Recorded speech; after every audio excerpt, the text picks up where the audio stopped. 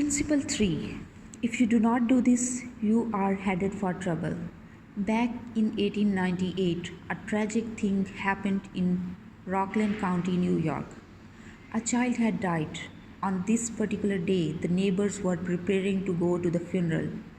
Jim Farley went out to the barn to hitch up his horse. The ground was covered with snow, the air was cold and snappy. The horse had not been exercised for days, and as he was led out to the watering trough, he wheeled playfully, kicked both his heels high in the air, and killed Jim Farley. So the little village of Stony Point had two funerals that week instead of one. Jim left behind him a widow, three boys, and a few $100 in insurance. His oldest boy, Jim, was 10 and he went to work in a brickyard, wheeling sand and pouring it into the molds and turning the brick on edge to be dried by the sun. This boy Jim never had a chance to go to get much education, but with his natural geniality, he had a flair for making people like him. So he went into politics, and as the years went by, he developed an uncanny ability for remembering people's names. He never saw the inside of a high school, but before he was 46 years of age, four colleges had honored him with degrees, and he had become chairman of the Democratic National Committee and Postmaster General of the United States. I once interviewed Jim Farley and asked him the secret of his success. He said, "Hard work," and I said, "Don't be funny." He then asked me what I thought was the reason for his success. I replied, "I understand you can call 10,000 people by their first names." "No, you are wrong," he said. "I can call 50,000 people by their first names." Make no mistake about it. That ability helped Mr. Farley put Franklin D. Roosevelt in the White House when he managed Roosevelt's campaign in 1932. During the years that Jim Farley traveled as a salesman for a gypsum concern, and during the years that he held office as town clerk in Stony Point, he built up a system for remembering names. In the beginning, it was a very simple one. Whenever he met a new acquaintance, he found out his or her complete name and some facts about his or her family, business, and political opinions. He fixed all these facts well in mind as part of the picture, and the next time he met that person, even if it was a year later, he was able to shake hands, inquire after the family, and ask about the hollyhocks in the backyard. No wonder he developed a following. For months before Roosevelt's campaign for president began, Jim Farley wrote hundreds of letters a day to people all over the western and northwestern states. Then he dropped onto a train and in 19 days covered 20 states and 12,000 miles, traveling by buggy, train, automobile, and boat. He would drop into town, meet his people at lunch or breakfast, tea or dinner, and give them a heart-to-heart talk. Then he would dash off again on another leg of his journey. As soon as he arrived back east, he wrote to one person in each town he had visited, asking for a list of all the guests to whom he had talked. The final list contained thousands and thousands of names, yet each person on this list was paid the subtle flattery of getting a personal letter from James Farley. These letters began, "Dear Bill" or "Dear Jane," and they were always signed Jim. Jim Farley discovered early in life that the average person is more interested in his or her own name than in all the other names on earth put together. Remember that name and call it easily, and you have paid a subtle and very effective compliment. But forget it or misspell it, and you have placed yourself at a sharp disadvantage. For example, I once organized a public speaking course in Paris and sent form letters to all American residents in the city. French typists with apparently little knowledge of English filled in the names, and naturally they made blunders. One man, the manager of a large American bank in Paris, wrote me a scathing rebuke because his name had been misspelled.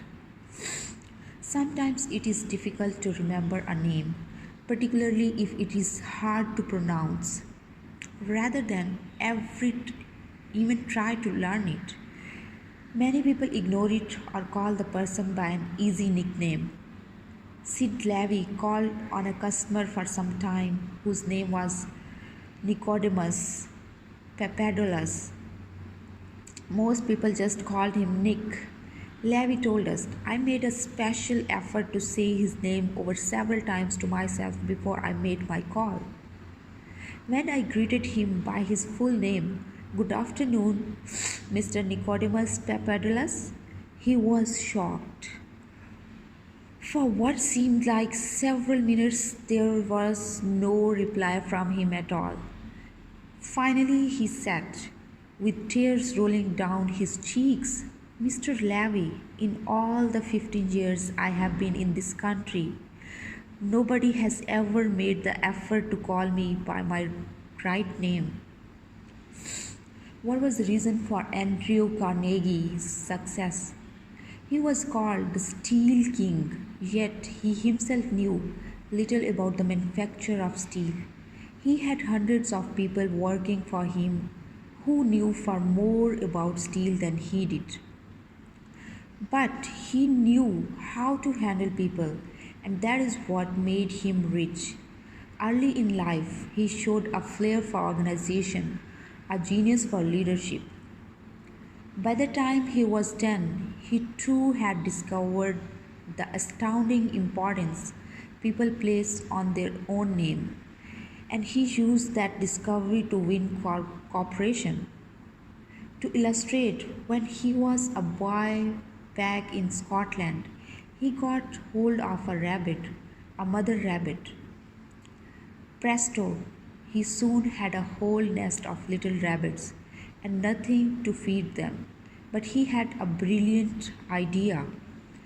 He told the boys and girls in the neighborhood that if they would go out and pull enough clover and to feed the rabbits, he would name the bunnies in their honor. The plan worked like magic. The Carnegie never forgot it. Years later, he made millions by using the same psychology in business. For example, he wanted to sell steel rails to the Pennsylvania Railroad. J. Edgar Thompson was the president of the Pennsylvania Railroad then. So Andrew Carnegie built a huge steel mill in Pittsburgh and called it the Edgar Thompson Steel Works. Here is a riddle. See if you can guess it. When the Pennsylvania Railroad needed steel rails, where do you suppose J. Edgar Thompson bought them? From Sears, Roebuck. No, you are wrong. Guess again. When Carnegie and George Pullman were battling each other for supremacy in the railroad sleeping car business, the Steel King again remembered the lesson of the rabbits.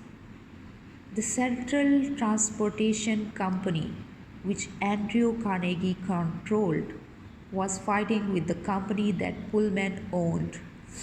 Both were struggling to get the sleeping car business of the Union Pacific Railroad. bucking each other, slashing prices, and destroying all chance of profit. Both Carnegie and Pullman had gone to New York to see the broad board of directors of the Union Pacific. Meeting one evening in the St. Nicholas Hotel, Carnegie said, "Good evening, Mr. Pullman. Aren't we making a couple of fools of ourselves?" "What do you mean?" Pullman demanded. Then Carnegie expressed what he had on his mind, a merger of their two interests. He pictured in glowing terms the mutual advantages of working with instead of against each other. Pullman listened attentively, but he was not wholly convinced. Finally, he asked, "What would you call the new company?" And Carnegie replied promptly, "Why, the Pullman Palace Car Company, of course." Pullman's face brightened. "Come into my room," he said. "Let us talk it over." That talk made industrial history. This policy of remembering and honoring the names of his friends and business associates was one of the secrets of Andrew Carnegie's leadership.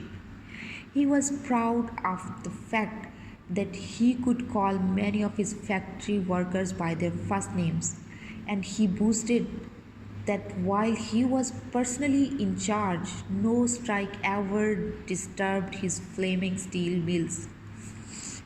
Benton Love, chairman of Texas Commerce Bankshares, believes that the bigger a corporation gets, the colder it becomes. One way to warm it up, he said, is to remember people's name.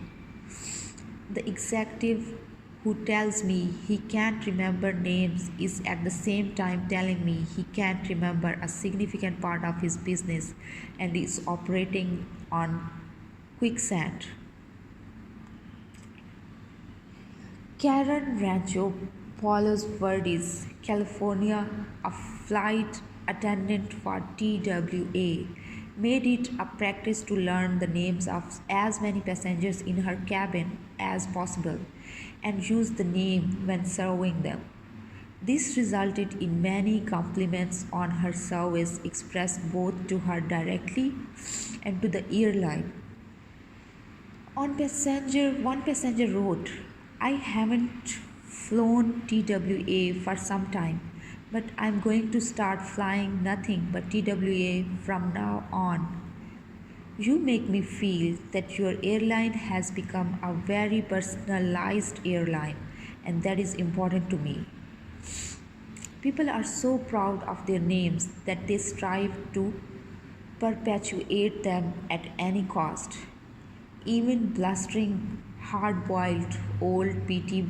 Barnum, the greatest showman of his time, disappointed because he had no sons to carry on his name, offered his grandson C.H. Seeley $25,000 if he would call him Barnum Seeley. For many centuries, nobles and magnates sported artists, musicians, and authors so that their creative work would be dedicated to them. Libraries and museums owe their richest collections to people who cannot bear to think that their names might perish from the memory of the race. The New York Public Library has its Astor and Linux collections. The Metropolitan Museum perpetuates the names of Benjamin Altman and J.P. Morgan, and nearly every church is beautified by stained glass window commemorating the names of their donors.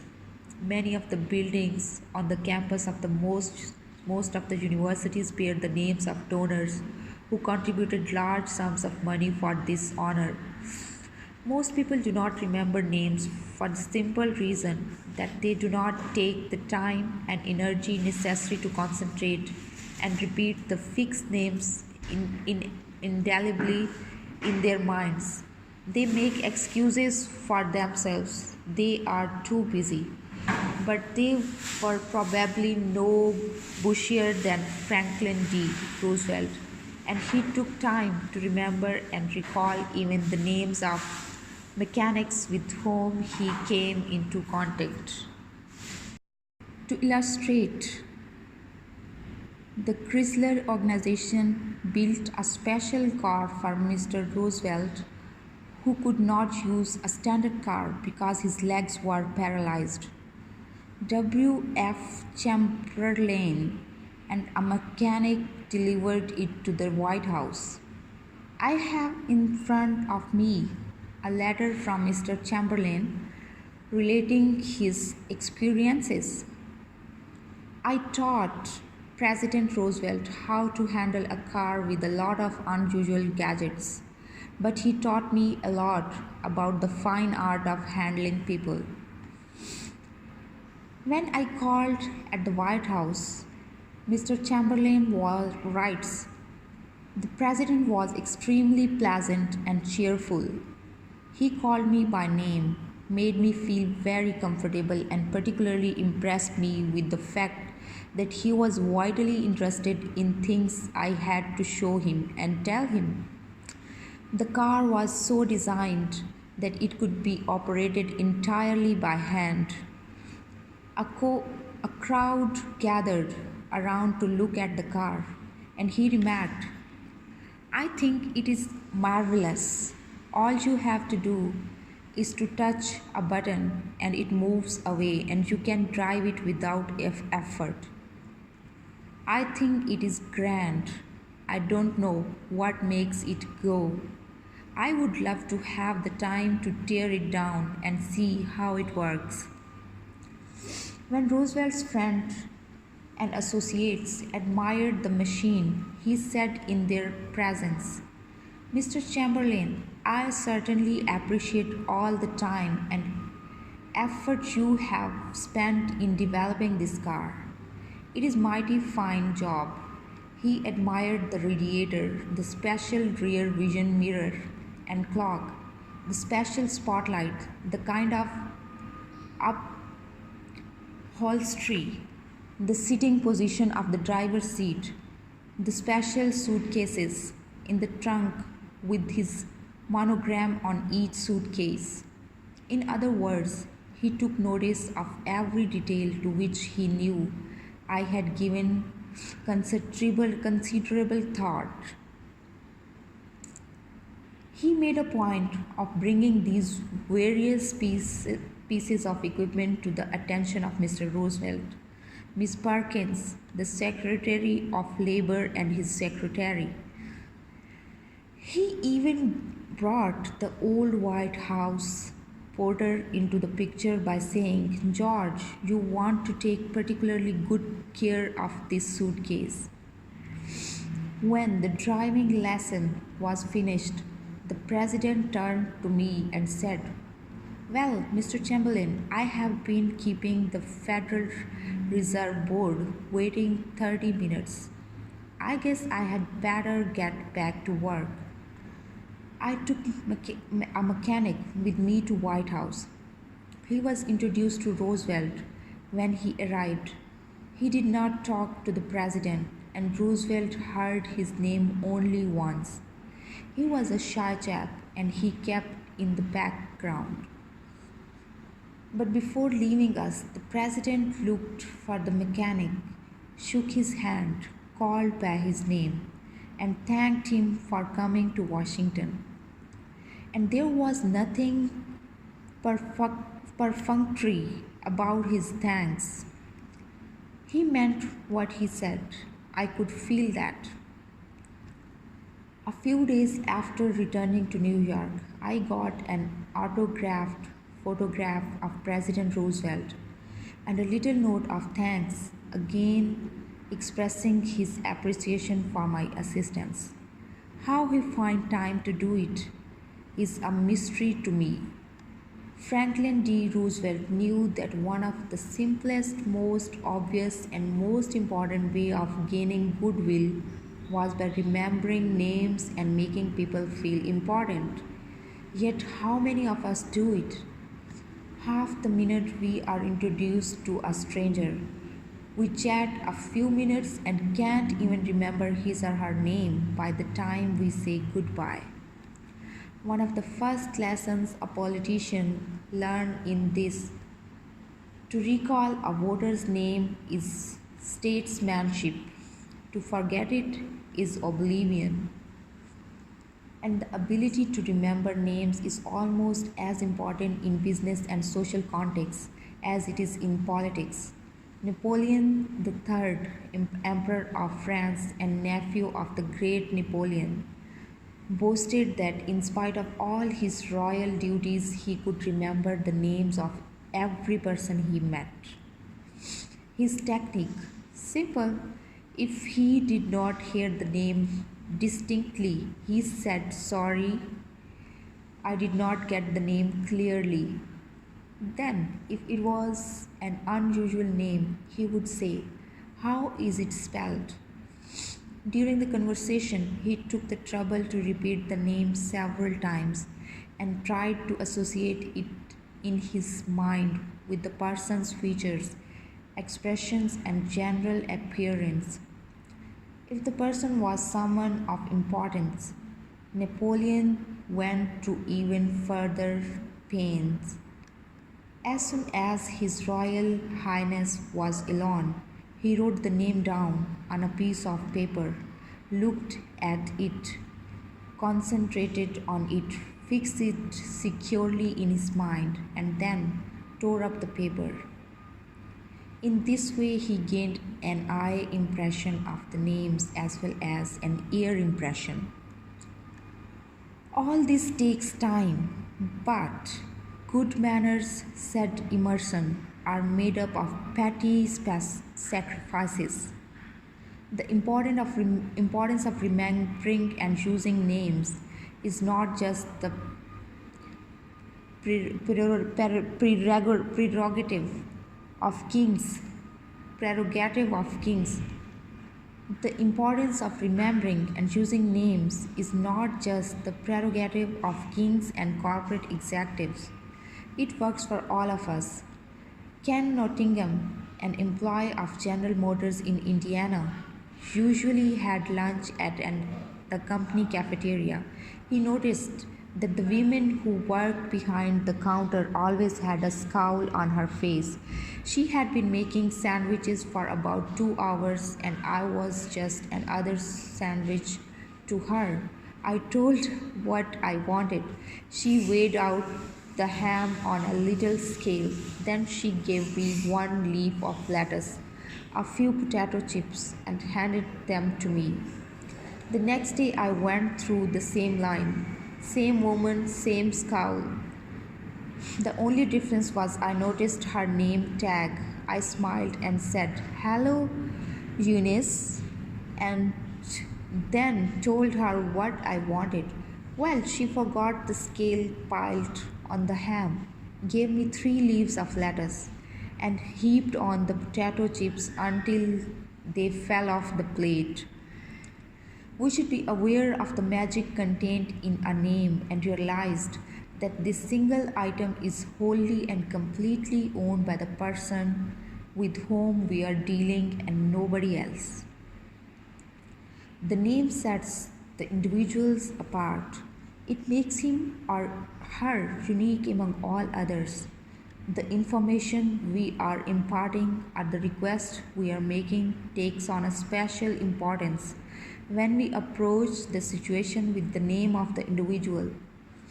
From the waitress to the senior executive, the name will work magic as we deal with others.